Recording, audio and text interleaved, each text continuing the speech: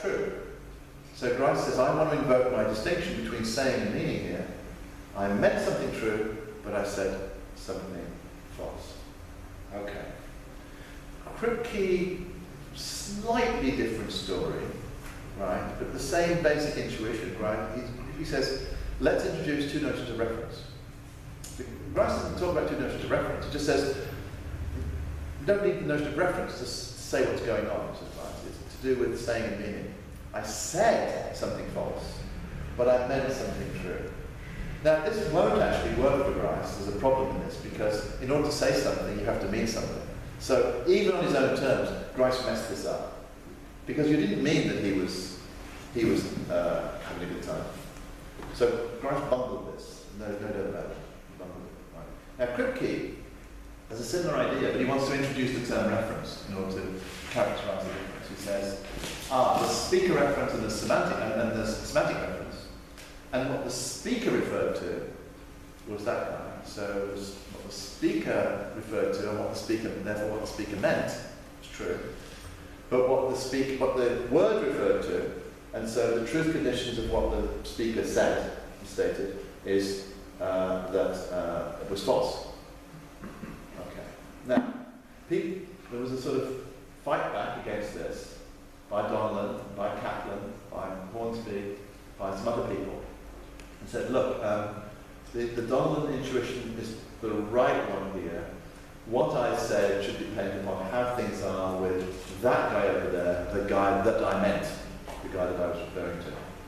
But the speaker knows that there are two men. No. Okay. I don't know anything about this person. Maybe it actually that's not supposed to matter for the case being discussed. It won't actually matter. It's that the speaker is only interested. He's considers himself to be talking about that guy over there. And he knows that the dead man was laughing at the point he saw him. Maybe sure. if it's so. No, he's laughing the whole. Let's say he's laughing, having a great time. The whole party. The whole scenario. For an hour, he's laughing and enjoying a great time. The whole time. Okay.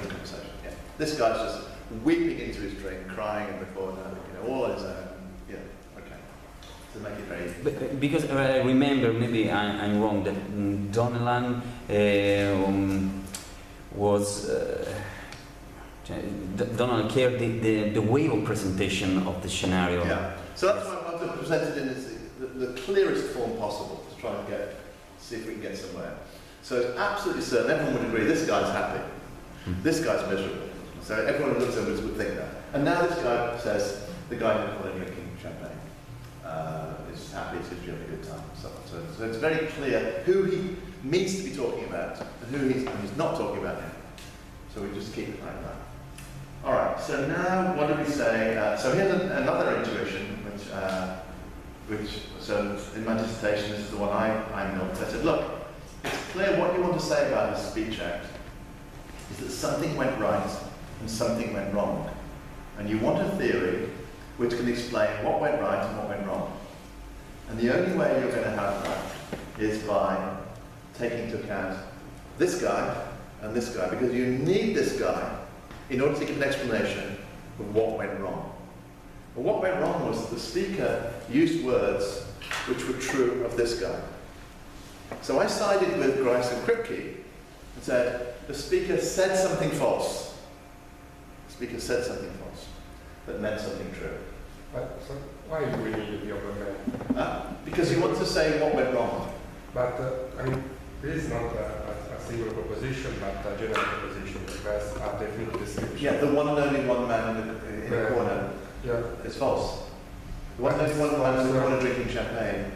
The second one is false, even if there is not another man. If I say, sure. the man who is drinking the champagne, but he is drinking water, I don't need another man who is drinking champagne. But the only reason to actually have another guy in there is to ensure that you get truth conditions. So in the debate, I think Donnellan and Kripke and others do not want to assume necessarily Russell's theory descriptions, even if they believe it, which they both sort of argue in favour of it, right? They don't want to assume it's truth. And the easiest way to ensure you get truth conditions is to make sure that there is somebody satisfying the description. You see, otherwise you run the risk of saying, oh well, you said something that didn't have truth value. If there's nobody in any corner drinking champagne, then you've got to deal with all this issue about what you say when there isn't anyone, is there no truth value, or the proposition that doesn't have a truth value, or some weird, wonderful story, or does it refer to the empty set, or whatever. And so to avoid those issues, let's say there is somebody who satisfies the description. It's just not the guy that you need to be talking about. It just makes it easier to Since we are on general proposition, why we can say that we refer. I mean, before you said that we need a single proposition to have a reference to one set. But in this case, there are general propositions. No, but so we don't want to assume that Russell's right about descriptions. So let's be open-minded about this, and let's allow for the possibility that descriptions refer, that they're referential expressions, right? And so, for example, and of course, part of, as Kaplan points out later, this is really Donlan's point. Donlan stated his point as if it's a clash in the object the speaker's got in mind and the object that the description picks out. And Kaplan says that's not really the right way to explain the problem. It's in terms of a singular proposition versus a general proposition. If you use a description attributively, it's a general proposition. If you use it referentially, it's a singular proposition. Donlan hadn't stated it like that, maybe didn't have the machinery around. But when Kaplan came and thought that's the real issue here, there's a use of descriptions according to which you express a general proposition, we call it the attributive. There's a use of descriptions according to which you express a singular proposition, we call that the referential. I'm trying to characterize the debate now in such a way that we can not assume any particular theory of descriptions, just the following. Either descriptions are Russellian, that's a general proposition, or if you use the description the F, the thing that's referred to by the description is the unique thing that's F, if there is such a thing. And who knows what if there isn't? Who knows what if there isn't? Let's make sure there is, and then we don't have to face that worry. That's the idea. This just makes the example easier to get your head around without having to worry about weird views about what to do when descriptions don't refer. Because that just makes things 10 times more complicated. Nobody seems to have a good view. Mark, there is a completely different way, suggested maybe by Perry and Cohen critical methods. And they, instead of speaking of misdescriptions, they speak of inaccurate descriptions. Yeah. Now, the philosophy way to intend the person who drinks champagne is the only individual who has the property of drinking champagne. But the everyday way to understand this sentence, and this description, is the person which seems to me it's apparently drinking champagne. It's so and so. Therefore, this statement is true. It's not. It's completely true. So this is justified Donlan saying the person stated something true. Well, that would be okay if it were in fact the case that every time we say something, we're saying, well, there's a sort of, it seems to me that operator. But it seems to me there is some justification of it regarding in a way. There must be some restriction if documents say you are. But if you put some restriction in the way. Yeah, but the problem is now you're going to have to distinguish those cases in which there really is such restriction implicit and those in which there isn't. But I don't think we actually do that I don't think that really is there as part of the truth conditions of the things we're actually saying. And it seems to open the floodgates now. It seems to happen you're going to need this all over the place and you're not really sure. When somebody that says, which is the way to the market, you say, oh, it's that way. And they say, well, it wasn't there. I say, well, all I said was it seems to me that it's that way. I say, no, you said it is that way. I say, oh, well, it's pretty obvious in the context. It seems to me. I mean, it makes everything constable. That's the problem. Unless we've got some really, really good criteria for saying when this seems story actually gets into the picture. Yes, it's wrong. I mean, it's, it just seems to make things unmanageable. And you cannot record to mutual knowledge because we... No, because you'll never be mutual knowledge, because what seems to be only seems to me. That very same thing. I mean, yeah. Right. So there's the way the debate was set up over time. So I sided with Kripke and Grice on this question. I'm now starting to think that was a mistake. Probably the right thing to say is there was just, I was referring to this, and the speaker was referring to this guy over here. That's it. Too bad that the descriptive condition wasn't satisfied by that guy.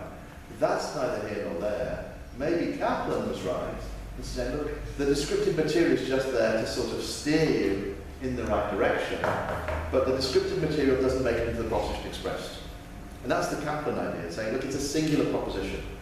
The truth conditions are the guy, it doesn't matter how complicated the description is, the guy standing in the corner, drinking champagne, wearing flippers, who actually recently broke the Olympic ski jumping record. Yeah, however long this description gets, is having a great time. What you said doesn't depend on anything to do with ski jumping records or flippers or champagne or corners or anything. All that material is just there to lead you to the guy. Of course, what you actually use in that situation is the corner, the glass that looks like a champagne glass, the bubbles you can see in the glass. You think, must be talking about that guy over there. And the truth conditions depend on whether or not that guy over there is, for instance, enjoying himself. Are you making a general claim about the descriptions? When they use referential. Only when they, okay, so that is done. Yeah. So that's the Kaplan view. It seems to have something going for it. Yes. Conditions depend also on the quantificational structure, or just no. So that's what made people very resistant to the Kaplan idea originally. So that's worth an example. Here's what made people. Well, I don't know if anybody actually put it like this, but this was all. I can't remember if I discussed this in dissertation or not. But anyway, it's something like this. It's too long ago now to remember those sorts of things. But here's the sort of example I'm thinking about now. So you have a sentence, the F is G, and so you've got some predicate over here, let's say, is tall. And now, on the attributive use, all this material over here contributes to the attributive. So if I say somebody we definitely got to be attributive because we have no idea who it's I don't think we've been in that, but the person who invented the wheel. Okay, somebody has to presume come up with the wheel at some point, while logs to start with or whatever. Okay, so we don't know who this is. So this is a tricky. So was a genius. So this is a purely attributive use, and clearly the property of inventing the wheel is crucial to what I'm saying here. I'm not just saying there's some guy was a genius. You've just got to think about who it is. I'm expressing a proposition about somebody who had some particular property. He or she invented the wheel, right? So I'm saying whoever it was with this property, had that property inventing the wheel, was a genius. So that clearly that material gets into the truth conditions, right? Because if the person who invented the wheel wasn't a genius, but somebody else was a genius, doesn't matter. I'm saying that whoever was invented the wheel was a genius. So that's a purely attributive use of description. Now, we know that descriptions can have parts, like that one just did. But suppose we have a description like king, the mayor of Genoa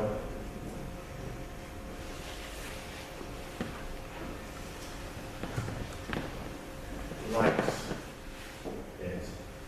there. So we've got this description at the front of the sentence. So in the attributive case, there's no problem here. We just say, look, this is just a general property. Whoever it is the mayor of Genoa likes it there. And the there gets its reference from Genoa. It's anaphoric on Genoa. Right? Because the way you understand the sentence, the mayor of Genoa likes it. In Genoa. Right? Or likes Genoa. Even that. Or likes it, likes. Yeah, likes it. The mayor of Genoa likes it. The city. So this gets its reference, say, from Genoa. Now suppose you have a referential use of description. So you can see that this gets into the proposition, Genoa gets into the proposition. But suppose it's a referential use of description. And there's a guy who say, oh, you know, the mayor of Genoa, so it's just, you just get the object and no descriptive material there. How do you get the semantic value of this? It can't inherit it from something else in the semantic value of the sentence, because if it's a referential use and Genoa doesn't get in there, then it can't do it. So you shouldn't be able to say that at all. But it looks like you can. So I'm not saying this is a knockdown argument, it seems like this creates some sort of tension, semantic tension, for a view which says that the material doesn't get into the proposition expressed. So that's a challenge to the referentialist to try and, has got to come up with a story about how to deal with that. Lots of other types of cases that you can come up with there. If you look at Russell, one of the interesting things about Russell and the descriptions is they're all of this sort.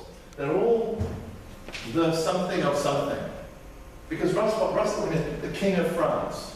Mm-hmm. They're all the descriptions seem to have names or something inside them for us. It doesn't really talk about one like that. I mean, only here and there, like, you know, the table or this. They're not the ones who makes you think. Russell wasn't really interested in the semantics of natural language. He was interested in those descriptions that we need to do mathematics. Because, I mean, the mayor of Genoa, King of France, right? What Russell was really interested in, he really wanted these ones with terms inside them because he was interested in things like this. The successor of 0, right? Descriptions that we write like that, right? And he was interested in sine 25 degrees, right? The sine of, or the cosine of, or the tangent of, right? He was interested in these mathematical ones, right? The sum of 2 and 3. There were all these descriptions that had bits inside them, right? The sum of 2 and 3, right? So you've got these expressions inside them. So the mathematical ones are the ones he was interested in. And that's why he obviously used the example like the King of France. You need a description that's got something else inside it, because you're interested in something, ultimately some entire system. Hey, look, this is... Oh no, it doesn't. Find something this actually fits in here. So you don't lose it. There's the wrong brand. Obviously the brand that goes with this goes but we're mixing brands here. Nearly. Oh well. Alright. Oh. There we go. Do you agree with the Kaplan that the vast majority of the things that you can use the reference? Yeah. I think I agree with Devin. There's 99.9%. Yeah. This means that we use the description like names. Like sort of like names, or sort of, or like, if Kaplan's right, sometimes very much like demonstratives. Yeah. Yeah. So we might distinguish two referential cases. I call them the referential sub D and referential sub N. And the referential sub N cases where we use them, they seem very similar. You could substitute a name for them. And other cases where definitely it wasn't a name, but some demonstrative would actually fit in. So those two cases do need to be separated. They are different. So you are just talking about the uses or extension to extension of the speaker. So that seems to be Donlan's story that you, and I think Grice and Kripke seem to agree with this, and probably Kaplan, that it's the speaker's choice whether to be using a description referentially or attributively. Right? Just as in like using the word bank in English anyway. It's up to the speaker whether he's using it this way or that way. Similarly with the description, whether you're using it referentially or attributively. Now, of course, if you're focused on these sorts of examples that Russell got everybody thinking about, and philosophers for years has discussed these sorts of examples, you're very likely to think, yeah, the attributive use of description is the one we're really interested in. But then you start thinking about natural language, as Strawson did. You see, again, we've got this conflict of these two traditions in philosophy. The tradition that led from Frege, through Russell, Carnap, and so on. So